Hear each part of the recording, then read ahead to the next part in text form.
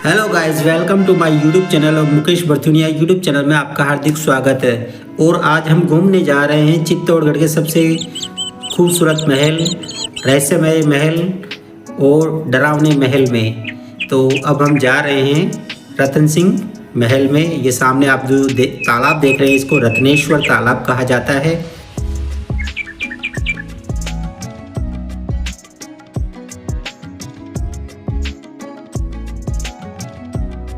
चित्तौड़गढ़ के इतिहास में दो नाम राणा रतन सिंह के आते हैं, जिनमें पहले राणा रतन सिंह जिन्होंने अलाउद्दीन खिलजी के साथ युद्ध किया 1303 के अंदर, और जो ये दूसरे राणा हैं रतन सिंह है, ये 1528 से 1531 ईस्वी में इस महल को बनवाया गया राणा रतन सिंह द्वितीय ने। और उन्हीं का इतिहास हम जानेंगे और पूरे किले को घूमेंगे। महाराणा सांगा के बड़े पुत्र भोजराज मीराबाई के पति थे, लेकिन युद्ध में इनकी मृत्यु के बाद महाराणा सांगा ने रतन सिंह को अपना उत्तराधिकारी घोषित किया। महाराणा सांगा की मृत्यु के बाद पुत्र रतन सिंह शासक बने। रतन सिंह की माता का नाम धनबाई था, जो कि जोधपुर की राजकुमारी थी। राणा सांगा की पत्नी कर्णावती बूंदी की हाडा राजकुमारी के दो पुत्र विक्रमादित्य और उदय सिंह थे, लेकिन महाराणा की मृत्यु के समय ये बहुत छोटे थे। इसीलिए महाराणा सांगा ने कर्मावती या कर्णावती और उनके पुत्रों को रणथंभौर की जागीर दे दी, और कर्णावती ने अपने प्रभाव में अपने भाई सूरजमल हाडा को अपने पुत्रों का संरक्षक नियुक्त करवा लिया। कर्णावती ने बाबर के सम्मुख रणथंभौर के बदले मेवाड़ पर अधिकार का प्रस्ताव रखा, लेकिन बाबर जब तक कर्णावती की मेवाड़ पर विजय में सहायता करता, उससे पहले ही बाबर की मृत्यु हो गई, और यहाँ से मेवाड़ की राजनीति में छल कपट की शुरुआत हो गई। इसी शत्रुता के कारण राणा रतन सिंह और सूरजमल हाडा दोनों खेलते खेलते आपस में झगड़ पड़े और दोनों आपस में मारे गए। महाराणा विक्रमादित्य 1531 से 1536। राणा सांगा की हांडी रानी कर्मावती के दो पुत्र छोटे पुत्र विक्रमादित्य व उदय सिंह थे। विक्रमादित्य छोटे थे तो रानी कर्मावती संरक्षिका बनी। सन 1535 में गुजरात के बहादुर शाह ने मेवाड़ पर आक्रमण किया। उस समय राणा के द्वितीय पुत्र विक्रमादित्य 1531 से 1536 ईस्वी में शासन था। वह किले की रक्षा को भार को देवालिया प्रतापगढ़ के ठाकुर बाग सिंह को सौंपकर बूंदी चला गया, और चित्तौड़गढ़ की रक्षार्थ कर्मावती या कर्णावती ने मुगल बादशाह हुमायूं को राखी भेजी, मगर हुमायूं समय पर सहायता नहीं कर सका। अंततः किले का पतन जानकर रानी कर्मावती या कर्णावती ने अन्य राजपूत स्त्रियों के साथ, इनमें विक्रमादित्य की पत्नी जवार बाई भी शामिल थी, जोहर किया तथा राजपूत लड़ते हुए मारे गए। यह घटना चित्तौड़गढ़ के दूसरा साका के नाम से ही प्रसिद्ध है। सामने बंदी गृह दिखाई देता है, जहाँ पर कैदियों को रखा जाता था, और जब कैदी को इसी महल के अंदर एक तहखाना, गुप्त तहखाना था, जिसमें बंदियों को धक्का मार दिया जाता था। बाद में सरकार ने यहाँ पर मिट्टी डालकर इस तहखाने को बंद करवा दिया गया।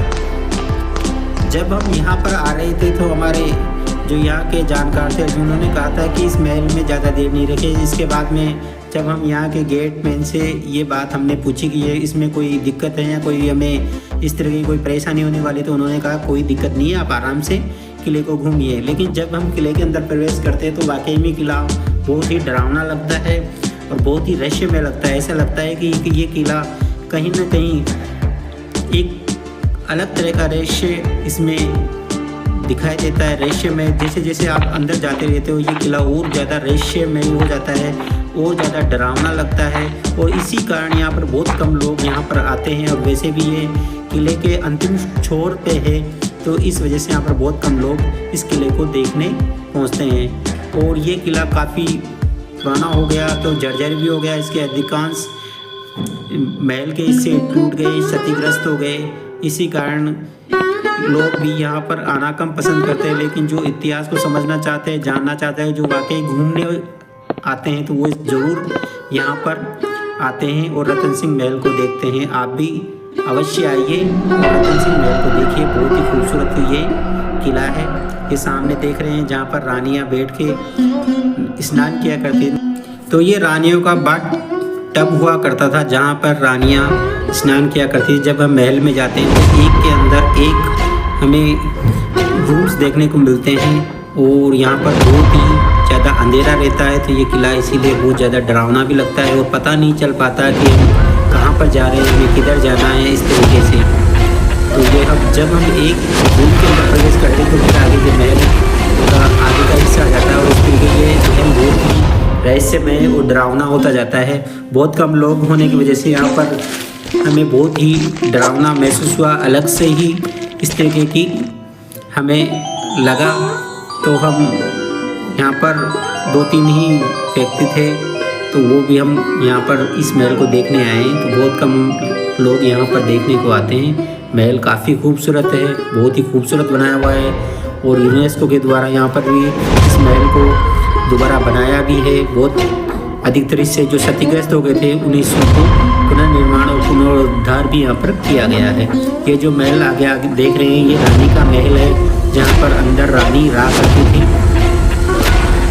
और यहीं से तो कोई सांस्कृतिक प्रोग्राम होते थे या सांस्कृतिक कार्यक्रम भी होते थे तो वो रानियाँ झरोकों से देखा करती थी, क्योंकि उस समय प्रथा व्यवस्था थी उस समय और वो झरोखे इस तरीके से बनाए जाते थे कि रानियाँ उनमें देख सकते हैं, बाकी रानियों को कोई नहीं देख सकता। ये सामने जब आप देख रहे हो वो रत्नेश्वर तालाब है जो यहीं से पत्थर निकाले गए थे और ये रतन महल को बनाया गया था। ये हम रतन महल के पहले शुरुआती हिस्से में आ गए हैं और ये खूबसूरत जब हम इसके अंदर जाते हैं तो हमें खूबसूरत मेहराबदार ये महल दिखता है यहाँ पर। और देखने में जब रत्नेश्वर महल को यहाँ से देखते हैं तो हमें काफ़ी सुंदर ये नज़ारा मिलता है और जो रत्नेश्वर तालाब है यहाँ से बहुत ही खूबसूरत हमें दिखाई देता है। यहीं से जब हम महल में प्रवेश करते हैं तो प्रवेश का जो हमें मुख्य दरवाज़ा है वो दिखाई देता है और उससे जब हम उसमें प्रवेश करते हैं तो वहाँ पर मुख्य चौक आ जाता है जहाँ पर सांस्कृतिक कार्यक्रम होते थे, जो महल से संबंधित प्रोग्राम या कार्यक्रम वहाँ होते थे और वहीं से ही राजा अपने अलग खिड़कियों में बैठकर वो प्रोग्राम देखा करते थे। राजा यहाँ पर बैठ के बाहर के जो नज़ारा है उसको निहारा करते थे और यहीं पे रहा करते थे। आज में बहुत ही खूबसूरत मंदिर रत्नेश्वर मंदिर जिसे कहा जाता है वो भी यहाँ पर हमें देखने को मिलता है जो इस महल के अंदर ही है। ये है भगवान शंकर का मुख्य मंदिर है और बहुत ही खूबसूरत मंदिर है। इसकी स्थापत्य कला बेजोड़ है और बहुत ही खूबसूरत इसमें मूर्ति कला का काम किया गया है। बहुत ही खूबसूरती से यहाँ पर मूर्तियों को उकेरा गया है और प्रत्येक पत्थर में बहुत ही खूबसूरत महीन नक्काशीदार काम किया गया है।